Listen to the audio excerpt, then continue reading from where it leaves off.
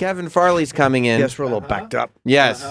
There you go. Welcome. Hi, how are you, sir? Good to see you. Good to see you. Kevin, this is Chris Shearn. You met in the elevator. Yeah. Yes, you guys are old elevator buds. We're a little backed up with guests. We had a guest come in that we weren't planning on, so it kind of pushed everybody back a little bit. I'm glad to be here, man. Yeah, well, welcome. Sit down. Yeah. We're all fans of your music. Yeah. Together? Yes. Together. Yes. Yes. What was the That name was of a while ago. You was plus the name me of your equals group? us. You plus me equals us. Together. Yeah. Oh, Together With the was number the- 2. That was back in 2000, something like that. I was in a band called Together, boy band. We were an MTV show that spoofed boy bands, and I was the older brother type. I had braces on and stuff like that. You were an adult at the time. I was a very 36-year-old man, 36-year-old man in a boy band, at the time, and it was a blast though. God, Was it like Steel Panther where it was supposed to be a goof and then all of a sudden it became real? exactly. It was ballsy of MTV because MTV was making all their money off boy bands. Yeah. And then they come out with this thing, which is completely goofing on boy bands. Yeah, Right? Exactly. Right, exactly. So we were surprised that they did it. And then we had a sitcom. They gave us 2 years on a sitcom, and we actually got to tour with Britney Spears. And for a little while, Did you? Well, what happened was basically we pulled up to like the Verizon Center in L.A. and we were like, there was stages in the parking lot, and we were like, who's going to be on those stages? And they're like, well, that's you guys. Oh, no. We were on a stage. We were on basically hay bales. But it's just so funny because Yeah. the band, it was just supposed to be like a made-for-TV movie where it's just a goof. Yeah. But then it became so popular that they actually had you guys go out and perform? Yeah. But they didn't. But did you get to go in and meet Britney, or they just keep you outside? They keep us outside. Oh, yeah. no. We didn't even get to meet Britney. Oh, no. No. So you're telling people, like, yeah, I'm working with Britney Spears, then you're in a fucking bale of hay. That's what happens. If you were in a boy band, you could have had a shot with her. That's I true. could've- That would have been a real boy band, yeah. Sure. She Not was that with. She parking was lot. with at that time Justin Timberlake. Timberlake. Yeah, at those days. Is that JT now? Is that official? That's right. Yeah, Yeah, that's JT. right. Yeah. MySpace, JT. You and I are in a movie together. Are we? Yeah, the one with the down the river. It was shot up in Connecticut a couple years ago. I forget what it was. Furry called. Vengeance? Oh, yeah. Are you I know which one you mean. We're both in that film. We Man. didn't shoot together. You guys We are didn't, no. you guys are No, such I missed you Hollywood. by a few days. You guys are such Hollywood that you We're don't even Hollywood, remember the yeah. names of the movies that you were in. Apocalypse Now. Yeah. That's exactly it. Are you still, do you live in Chicago or are you still in L.A.? No, I just moved to New York now. Oh, you are? I was in LA for 20 years, and then I thought I'm tired of this, and I'm doing more stand up now. And the stand up is better here on the East Coast. So I moved to New York and moved on the. It's great. What'd you do before that? Before you were doing stand up and acting, were you like a Second City guy too, or no? Second City. You are. Second City, Improv Olympic, that kind of thing. Yeah, I never did UCB, but I did Second City Improv Olympic. When I was born in Madison, I moved to Chicago in the mid '90s, and then did all that improv there. Like Second City and Improv Olympic, all those guys. So when Chris becomes, what Chris became on SNL, Uh huh. are you going like, what the fuck? Now I can't do SNL because like you created this amazing shadow. I never would have gone on as I couldn't have.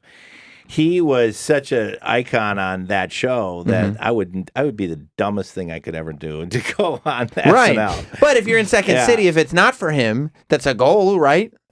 No, I never really thought of SNL just because I knew once he got on that show, I was like, It's over. Oh, he's going to destroy that. He's going to destroy. You knew. I knew it right away. Yeah, of course. And I'm like, well, he'll take that whole fucking thing.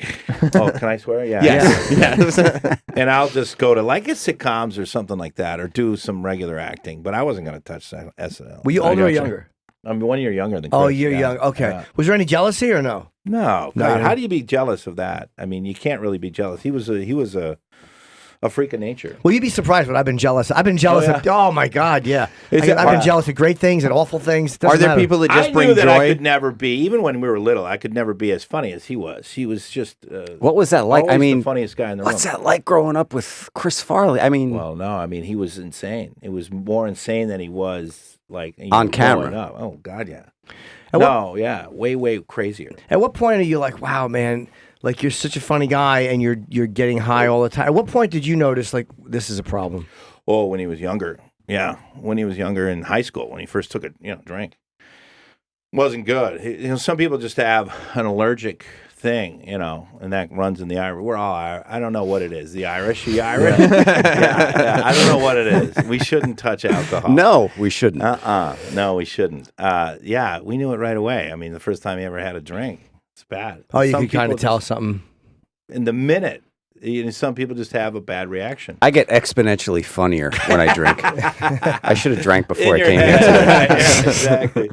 Some people are. They're lighthearted and fun, and other people are just crashing down shitty. Yeah. It's also probably extreme personality types where it's like, if we're going to do something, we're going to do it to level 100. Sure. Chris was the funniest guy with a couple of beers and the worst guy with like 7 beers or 8 beers. So there's that line where you're like, was he angry though? Was he angry after? No. He's never an angry guy. Just like, you're like, oh God, what happened? Yeah, it's like, all of a sudden the light switches with a lot of addicts and that kind of thing. Yeah, and something happens and you're like, wait, this is not how you started out. Exactly. And it's not going to go back that night. No. It never goes. It never goes the other way. Pleasant, horrible. He's back to pleasant. Yeah, right. It never goes back to pleasant. No. It goes to passing out. Yeah, for 3 days. Yeah, arrested or passing out. Yeah, it's always bad. Were you happy with the way the documentary came out? I did the documentary. Yeah. Only because I wanted to straighten the story out. So much stuff has been said about him that I wanted to switch it to, like, he wasn't a partier. He had a problem, an addiction problem, but I wanted to, people that worked with him loved him, Yeah. So I wanted to just put out a different version of everything. That was apparent. I mean, everybody wanted to help him. Yeah, everybody liked him. Everybody loved him. Everybody thought he was great. But a lot of things that are said after you die, and I'm like, this isn't fair because he's not around. Right. So I wanted to try to straighten What was it out. unfair that people said? What did you think He was a wild, out of control. He was pretty quiet. Kind of a shy guy, and I just thought that people thought he was just out of control all the time. He had a lot of years of sobriety, years of hard work, and years of sobriety. It wasn't just a full, minute to wake up. Right, sure. Minute you wake up, when you go to bed, just doing blow and all that. It wasn't like that. Do you think he had to? He think he had to do that to be that guy in order to? I don't think all that hurt that. If he, like in Tommy Boy, he was totally great, working on all cylinders, and that was his best thing. So no, he didn't need all that. That stuff just hurt him. That stuff just really brought him down instead of bringing him up. He was much better without it. Do you party at all or no? Do you? No. Did you used to stop or did you never? I used to, of course, and then I'm like, well, obviously my blood isn't good. I think there might be something in the family. Yeah, no, God, no. I mean, like I said, I don't know if it is the Irish thing. I don't know what it is, but yeah, I got a couple uncles. I got a couple, that we can't do it. You're just not built for it. Not built for drinking. Right. Yeah. Not great with the drink. Not at all. Yeah, the Not Irish at all. are not made to casually drink. No. Right. No. You're better off just leaving it alone. Yeah. When did you start to get serious about stand-up? Maybe 5 years ago. Okay, so pretty I went up recently. to the Comedy Store and just started doing like Sundays and Mondays and that kind of thing. And I just started doing it, and I liked it. It's a challenge and certainly not fun to bomb. But I've learned a lot. It's not like improv. Improv, when you bomb, you got other people with you. Sure. So you're like, God, you sucked out there. You can blame it on somebody else. Yeah. You can't blame it on anybody when you're in stand-up. Have you bombed a lot? I've bombed. Sure. Yeah. I mean, haven't we all? Maybe. No, I don't know. Yeah. Yeah, of course. I did stand up for 3 years. Oh, Yeah. did you? Let me amend that. I tried stand up for 3 years. Yeah. No one was giving me a microphone, so I decided to take one myself. And Yeah. following Jesse Jackson was kind of like that time at Rascals in Ocean County, New Jersey, where I went to do an open mic on a Wednesday night, and the headliner just decided to show up to sharpen up his routine. Sure. And Bobby Gonzalez, I'll never forget it. He was the MC. Just goes, and I said, "Fuck." Wait, the headliner for Rascals West Orange, who was it? Oh God, Jackson something. I don't remember his last Jesse? name. No, not Chippy? not Jesse Jackson. Chippy Jackson? Yeah. Wait, Jackson. Oh, No, doesn't matter. but I performed in front of 2 people at a dive bar and with no one even looking at you, or doing a 5-minute routine, even 5 minutes. That's tough feels to bomb like in front a half of, hour. It's tough to bomb in front of 2 people. But it it's seems not like even- you should be able to win over the You're not 2. even bombing when they're not paying attention to you. Right. Even That's killing actually worse than a bigger crowd. Yeah. Right. Yeah. But it doesn't even feel good when you do well in front of 2 people. Like, even if you kill, you're like, so what? What did I accomplish Like, here? what does deal. that mean? Exactly. 2 people Hey, feel you bad 2 for me. guys, go tell everybody I killed. Yeah, exactly. Even if they both brought 2 friends, you're left with like what? Go tell everyone you see that I killed tonight. It really is the worst. Dangerfields would do that sometimes. You'd have to do the show. Oh, I've done Dangerfield. That's a rough one. It used to be such a great. I remember back in the day going to Dangerfields, and Sure. it was a hot club. Obviously, Rodney was alive and all that, but man, it was good. Yeah, I worked there a lot over the years, and what happened was they stopped. Like no matter what people did in the audience, they wouldn't like back the comics. So I kind of like. I just stopped for that reason. Like I like the guys who work there. I like the staff. But when they wouldn't tell people to shut the fuck up, who were being obnoxious, I'm like, what am I put myself through that for? Right, exactly. We don't police the crowd or anything like that. Yeah, exactly. Yeah. Like hecklers, I've gotten better at. Just because sometimes I like a good heckler, once in a while. I'm like, I hope that they heckle me, then I can kind of go off my act and maybe lose my shit a little bit, which is fine. Nothing wrong with that. Yeah, which is I don't mind, but then when it gets out of hand, then it's awful. I Like let 5 or 10 guys. The best heckler handle ever was Jake LaMotta, De Niro and Raging Bull. He forced me to make a comeback. Fuck you. That's the most honest thing a comedian's ever said. He broke down the process. You're going to force me to, hey, don't bother me. I'm trying to do my routine. That's what every comedian wants to say. We don't want to be witty. We want to go, don't bother me. I'm trying to do my routine.